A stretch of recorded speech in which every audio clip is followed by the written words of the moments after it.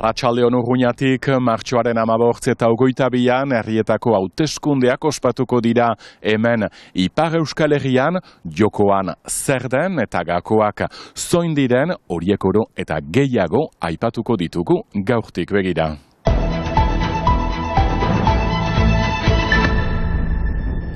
Martxoaren 15 eta 22an herriko etxeetako hauteskundeak ospatuko dira Ipar Euskal Herriko 158 herrietan, berritze osoa eta beraz eskualirigune elkargoan dauden hautetsiak ere berrituko dira. Ahots batzuek erakundea bera aldatzea eskatzen dute, xedea da eskumen gehiago eskuratzea. Nik pentsatzen dut bidea luzea izan dela, baina eskualdunak tematua gira, koska gira, eta badakigu hainitz urtez lan egiten gure aldarrikapena lortu aintzin.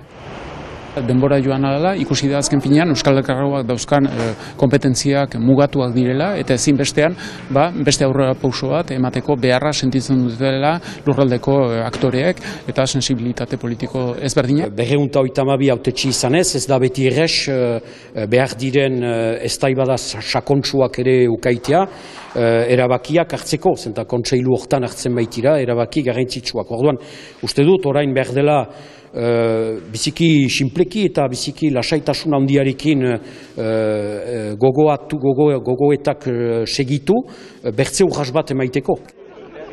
Kanpaina garaian, Batera Plataformak erakunde berri aldarrikatuko du, lurralde elkargo berezia, Frantziako estatuko bertze zonbait tokitan bezala. Gaur egunko elkargoak 21 kompetentzia junazten dutu, herriek eman teitze 21 kompetentzia, bena ikusten dugu, hainbeste urte buian, 2017an sortuik behita, ikusten dugu badela eskaza eta gizarte zibilak nahi diala julianezko pote eta deliberatzeko ahal habo. Normal da, hoi da demokrazia. Alditugun indar guziak ez dira sekula nahiko izango. Eta horiek behar ditugu bildu, albaldima ditugu, bentsat bildu, behar ditugu bildu eta atxiki. Eskuin muturrak eman dezagun, ez du erakunde berezi indartsurik nahi Ipar Euskal Herrian, besteek zer dioten, hori da Batera Plataformak galdetuko duena kanpaina garaian. Uste dugu bai elkargoak behar dituela berreskuratu eguneroko mugikortasunaren kompetentziak, adibidez tren sareetan, ere bai gai importante bat izanen dena uraren kudeaketa. Bada ere gure ekintzetan efikazitatea lortzea, eta efikazitate hori da herritarrei eskaintzeko egunerokotasun hobeago bat etxe bizitza politika eraginkorrak eginez, egiazko hizkuntza politika bat garatzeko gaitasuna izanez. Albezain bat eskubide eta eskumen berreskuratu behar ditu elkargoak zinez erantzuteko tokiko errealitateari eta beharrei. Gisa hortan gure lurraldearen etorkizuna marrazteko gaitasuna izan dezagun eta gure egunerokoan herritarrak interesatzen dituen gaietan. Hori guzia pixka bat ordenatziak dudarik gabe pentsatzen aldugu eraginkortasun maila handiagoa politika publikoetan ekar dezakela. Nik uste dut lehenik behar duela eguneratu bere politika egiteko manera eta federalizatu, osoki dezentralizatu. Poderea herri elkargoan oso zentralizatua izan da eta lurraldeak berezi barnekaldekoek senditzen dute podere guziak galdutu dela eta ez dutela gehiago eskupean heien geroa lantzeko gaitasunik. L'aglo est un très bel outil, très performant. 2017an sortu zen irigune elkargoa, tresna ederra eta eraginkorra da, herri txikiak lagundu ditu araztegiak bezalako egiturak sortzeko eman dezagun, urrunago joan baino, Pirineo Atlantikoetako departamenduarekin ikusi behar da, eskumenak nola banatu behar dire. Erroka finanzieroa handia izango da, zeren pasatuz 800 funtzionarioetatik 1.000 € pasatara, Bistan da, herri elkargoaren gaitasunak biziki tipitu dira, bereziki bere inbertsio gaitasunetan. Batera plataformak erakunde berri aldarrikatzen segituko du datozen hauteskundeetan ere 2027an Frantziako Errepublikako presidentea izendatzeko eta geroago Pirineo Atlantikoetako departamentuko eta Akitania Berria eskualdeko kontseiluak berritzeko.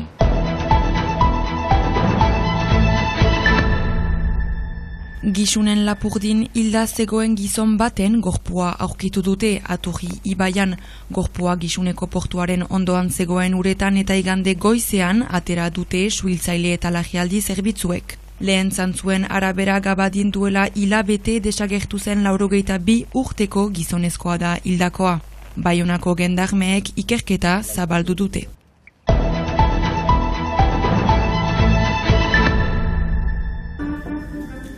Michel Portal musikagile baionarra zendu da 80 urterekin. Saxofonista, klarinetista eta konposatzailea. Jazz garaikidean erreferente, musika klasiko eta zinemarako musika egile gisa ere oso ezagun nazioartean, sariainitz irabazitakoa. Lapurdiko hiriburuko antzokiak ere bere izena darama. 2021an argitaratu zuen bere azken diska. Musikari aparta, jazzaren ikur, diskografia oparoa utzi du.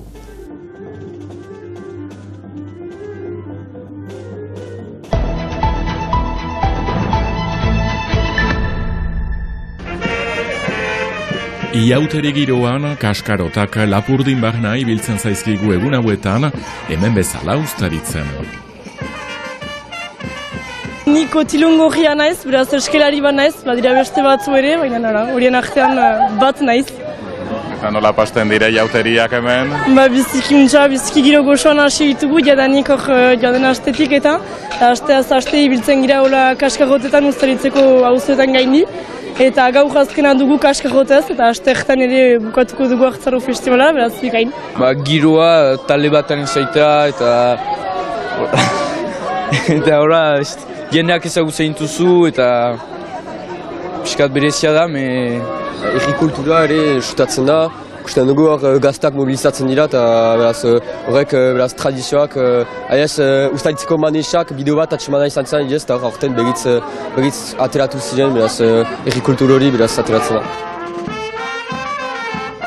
Bizikik posik gira harrera egitziagatik eta urtero etortzen dira eta posa da gurentzat udaberria senboloa eta konten gira hortaz.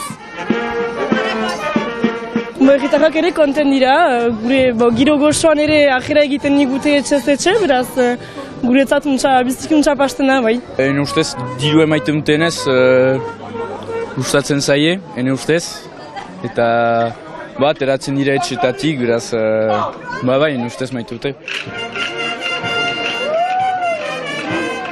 Nolako dantzak eskaintzen dituzu hemen? Egiten ditugu Lapurdiko kaskarrotetako dantzak, beraz, baitugu bizpailu dantza hola, beti ere maiten ditugunak, makiltiki, makilandi, simple, mahmutz eta holakoak.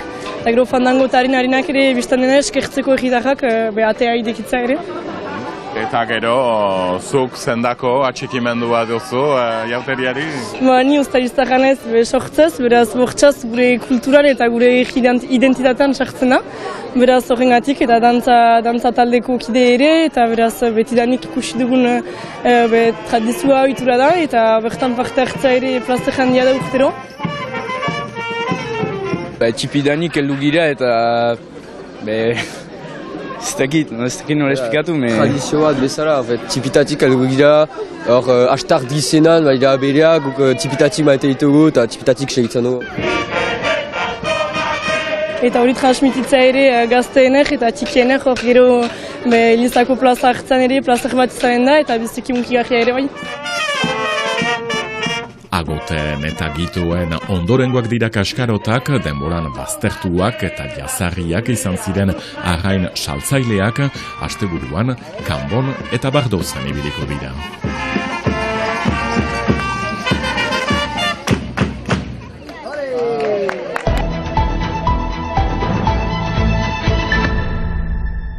eta gure agurra hemendik Lapurdiko hiriburutik gogoratu, astearte gizen bihar ospatuko dutela ondizki hemen urtero bezala, bagoaz musikarekin Neomaka taldeak kontzertua eskaini baitu asteburuan, Donibane Eloizunen. Bihar arte!